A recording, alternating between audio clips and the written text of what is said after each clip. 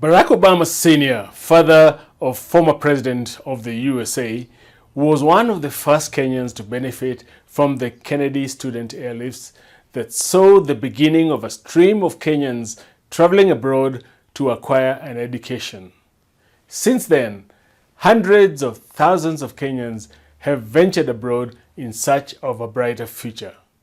Over the years, many have discovered that they could get better paying jobs in foreign lands, and for many, the mission shifted from getting an education to earning a fortune. For many such Kenyans, the plan is to work and make money abroad, hopefully invest and return home and live a better life. But how can they do that? In this video, we explore the dilemma the Kenyans working abroad in the diaspora face and what they can do about it, coming up right now.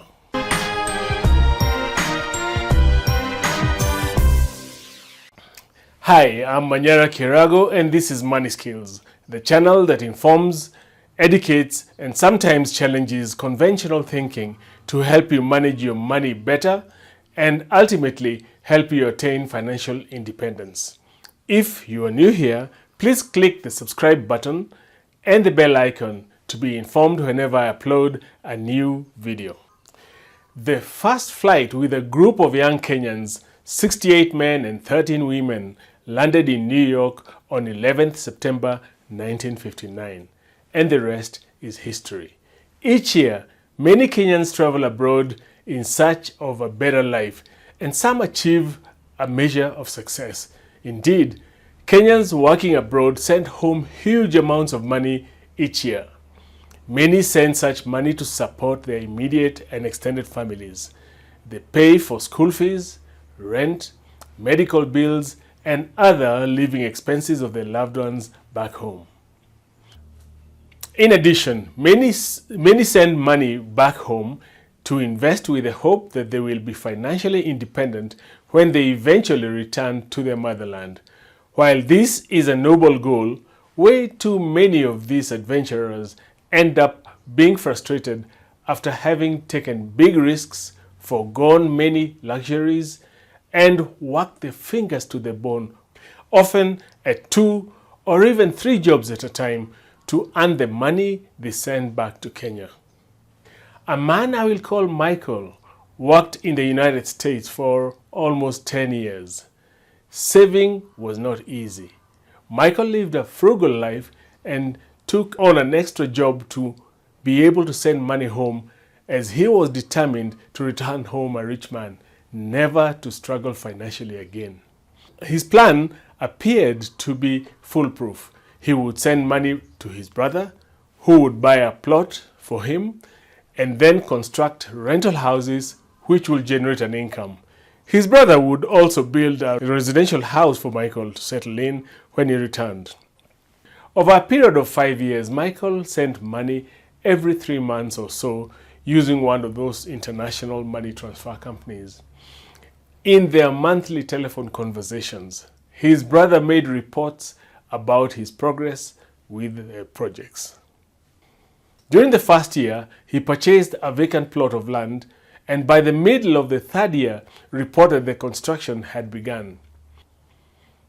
The photographs of the buildings under construction that the brother sent to Michael really motivated him to send even more money.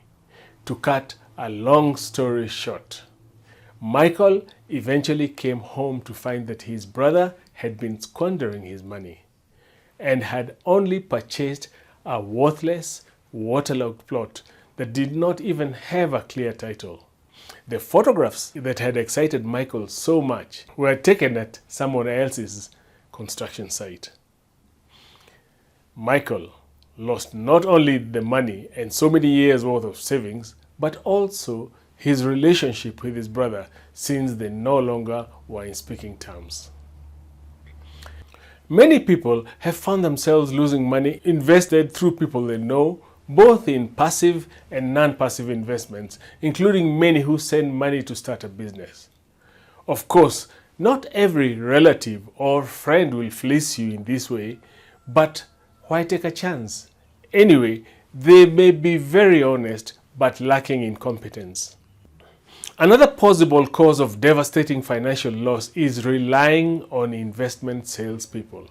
The fact that Kenyans working in the diaspora send huge amounts of money home, do not have close connections with the local financial and real estate markets, and many are not even very financially literate, makes them prime targets from predatory financial salespeople.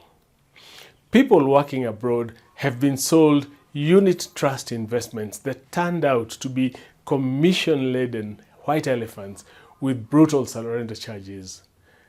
They have been sold insurance policies that end up being worth a fraction of the money invested in them.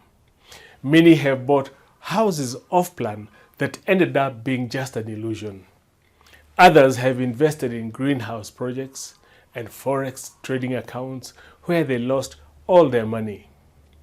If you are in a distant land or ever find yourself in a distant land and wish to invest back home and achieve financial independence, I urge you to consider doing a couple of things. The first and most important is to upgrade your financial literacy skills. This will give you a basic understanding of investments and whether they are appropriate for your needs and goals or not. Number 2, consult a trustworthy, knowledgeable, and qualified financial coach who is totally independent and does not sell any financial products or earn commissions. He or she will help you improve, first of all, your financial literacy. They will also help you develop a practical strategy to achieve your goals and help you implement it, avoiding financial scams and other pitfalls. Number 3, focus your attention on passive financial assets and outright purchase of titled rental property with the guidance of competent professionals. Number 4, make sure you have enforceable legal arrangements in all your investments and never put yourself at the mercy of promoters of investments or sellers of assets, no matter how credible they may seem. I can't count the number of people who have told me, oh, but they look so honest, after they had lost millions of shillings. You have probably taken very big risks, sacrificed a lot, maybe including being away from your family for a long time, and worked very hard to earn that money. You owe it to yourself and your family to safeguard it and make sure it works for you and gives you financial independence. Investing is important if one is to achieve their financial objectives. However, just because you are in a different country, it doesn't mean that it is impossible. With the right approach, you need not be in a dilemma in the diaspora. Just follow these steps and your years of working outside Kenya will be worth the sacrifice. Thank you very much for watching, and if you enjoyed this video, please like, share, and also click the subscribe button and the bell icon to be the first to know whenever I upload a new video. As a bonus, I have a free report, the top money mistakes Kenyan professionals make and how to avoid them. To download the free report, follow the link below. I also work with a select few people as coaching clients. Click the financial coaching link below for more information. I look forward to seeing you. Bye now.